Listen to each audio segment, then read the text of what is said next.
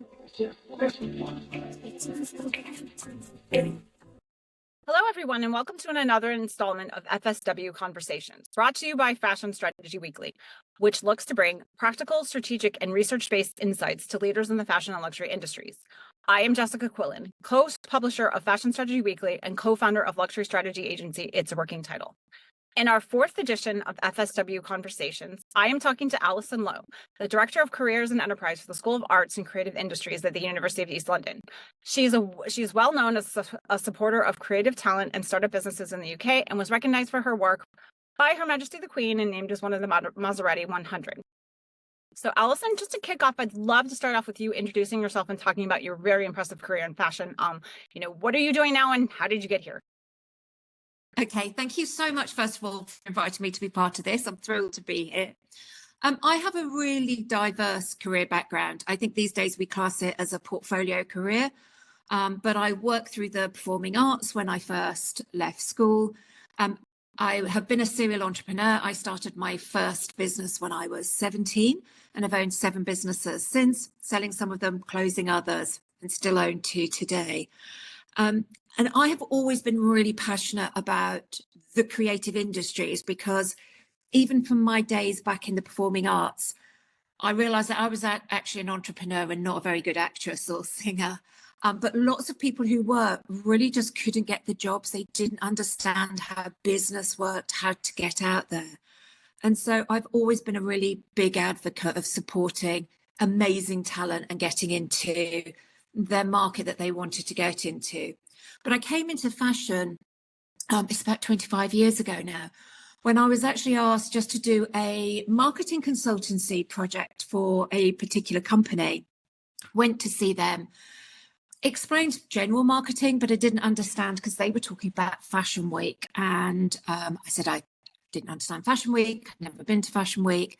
And they invited me along and it fascinated me because I saw loads of amazing things happening, fabulous shows, beautiful people, lots of buzz, but very little business. And that was 25 years ago. And it intrigued me. So I got into the fashion industry. I looked particularly at the support for emerging fashion brands who seem to have a real lack in business knowledge. So I set up an agency that just supported them. Over the last 20 years, we've been running that agency. Alongside that, I've written books on how to start your own fashion label and fashion brand management. What the award was from my services to the fashion industry. My industry nominated me, for which I'm eternally grateful and very proud. And now I've got to the position that I want to look at giving back more to the next generation. So I started working with some universities. And again, it was about the business skills and ensuring that next generation talent have really up-to-date business skills. So I've been working with various universities. And as you said, I'm now Director of Careers and Enterprise for one particular, the University of East London. And I've also just completed writing a new MBA in fashion entrepreneurship, because I think we need MBAs. I think we need to really professionalize and put a business focus on our industry. So that takes me to where I am today. That's amazing. And I want to dive deeper into a bunch of things you just said. So I'm going to kind of pick them apart. So we first met at Fashion Week, London Fashion Week specifically. And I realized it was over 13 years ago when I was fashion editor for Glass magazine and you were running Felicities PR. One of the things that fascinated me early on about the sort of business model for Felicities PR, again, as you said, was your focus on young designers, obviously people like Charlie Cohen, as we were discussing before we even came on the air here, who've made a big success of things. And I'm just curious to dive a little bit deeper in terms of what inspires you about young creatives and not only how you support them, but kind of what you felt was missing from business resources and, kind of what continues to be their need on that sort of initial business formation side there and how, the work of Felicities has sort of started them on their journey.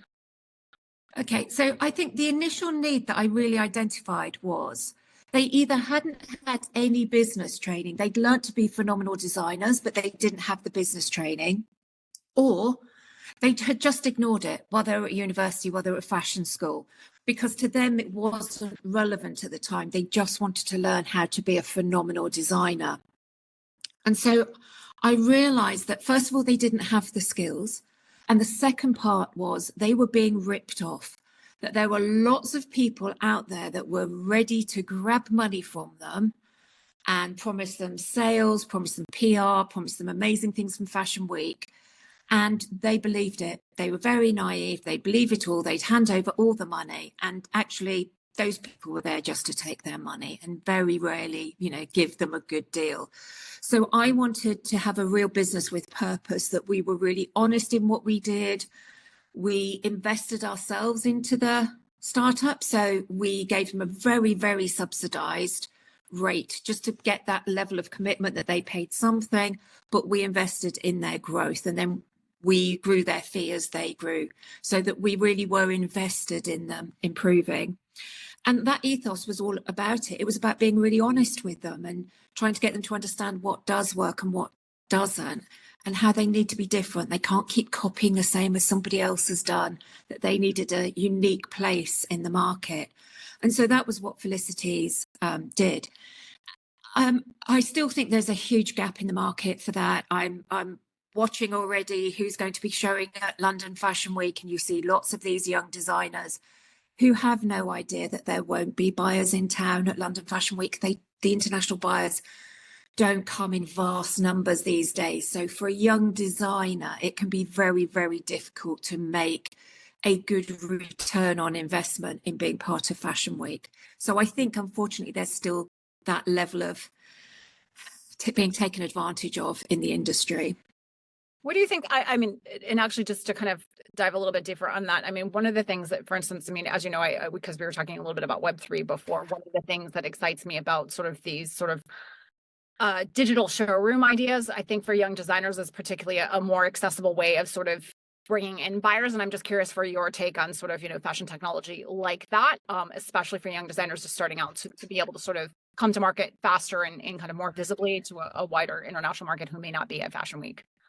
I think there is potential for them to use those digital platforms. The problem is the buyer still needs to see the product and look at it and touch it and feel it. So one of the things that happened during the pandemic is obviously everybody stopped doing Fashion Week and the trade shows, and they all flooded onto all the different platforms. But most of the buyers only went on the brand sites that they actually already knew, because they knew exactly what product they were getting at the end of it.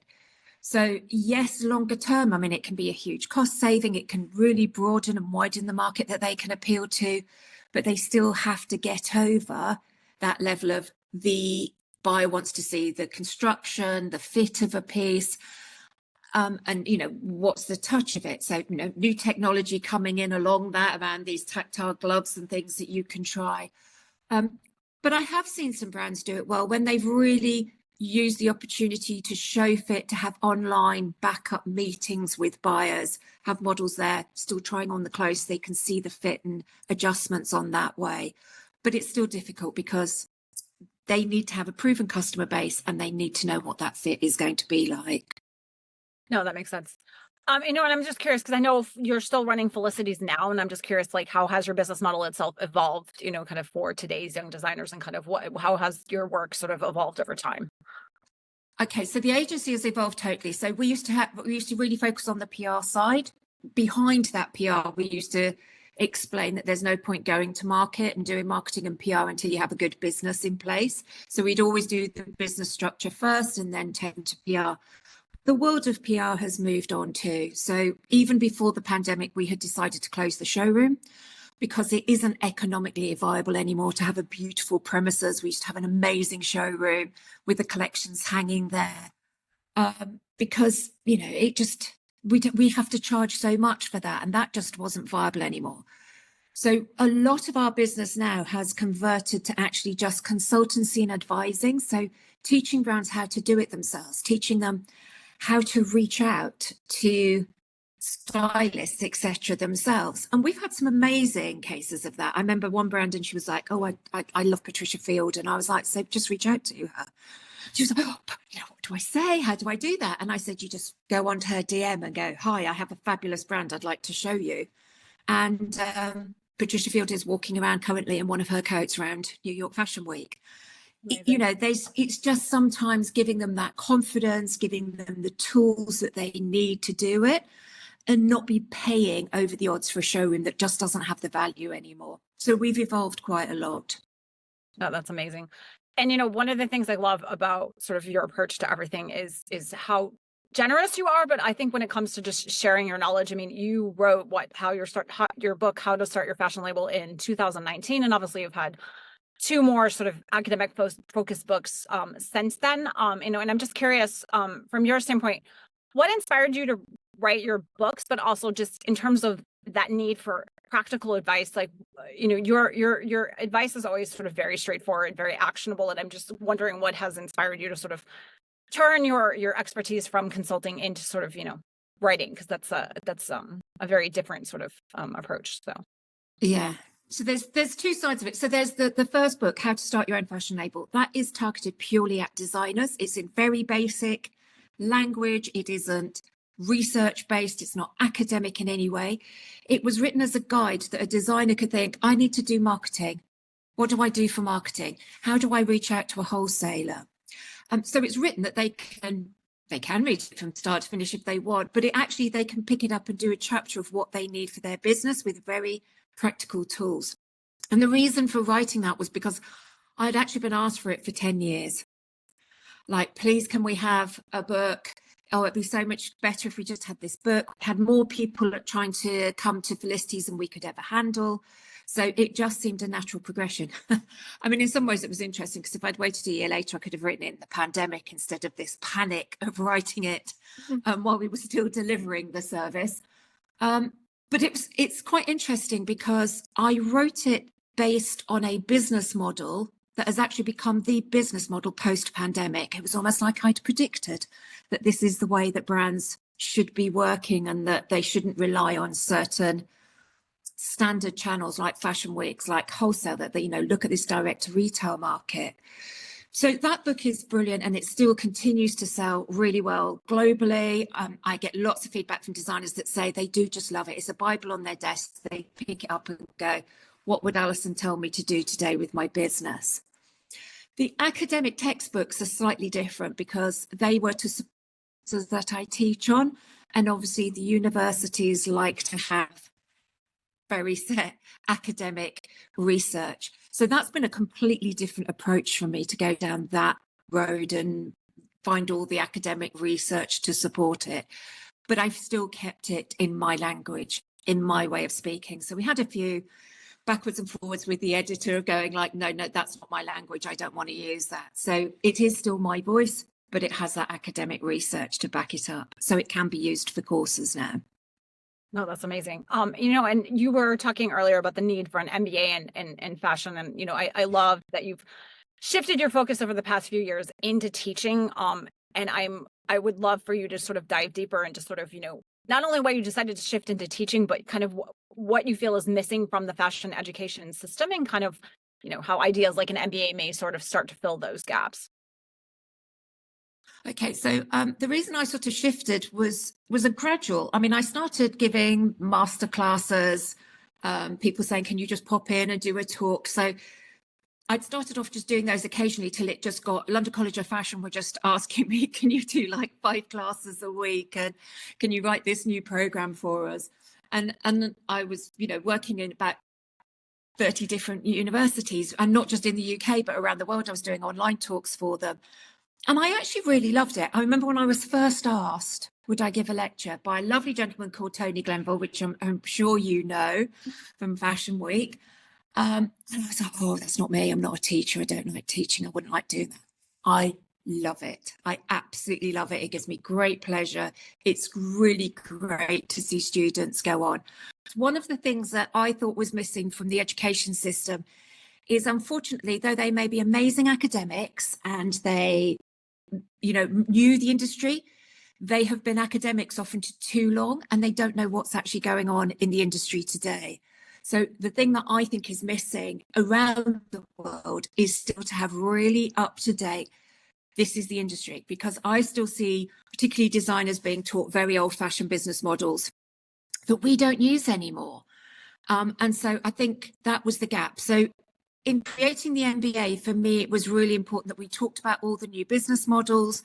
We look at circular fashion, we're looking at social purpose, or the new legislation that is coming in around around the globe, and that make it really realistic. So the graduates from that MBA go into business, actually bringing perhaps more up-to-date information than the business itself might have. And I think that's really important. You don't want a graduate coming into your business that isn't up-to-date. So that's what the MBA is all about: current, up-to-date, and future-looking.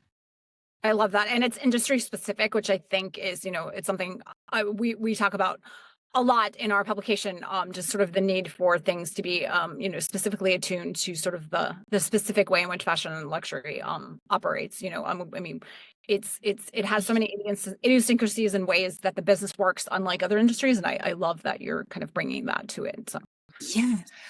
I mean, it was really interesting because when I first approached reading it, I was told that it wasn't a need for it in the industry because nobody studied an MBA from fashion. And I said, yes, that's the whole point, because an ordinary MBA, though it has some very good generic business tools, which we're still teaching them, it doesn't have that fashion focus, which is what is really needed. Yeah. And so it took a bit of a fight to get a university and to get through the accreditation process when they said there's no proven market. And I said, because nobody's offered it.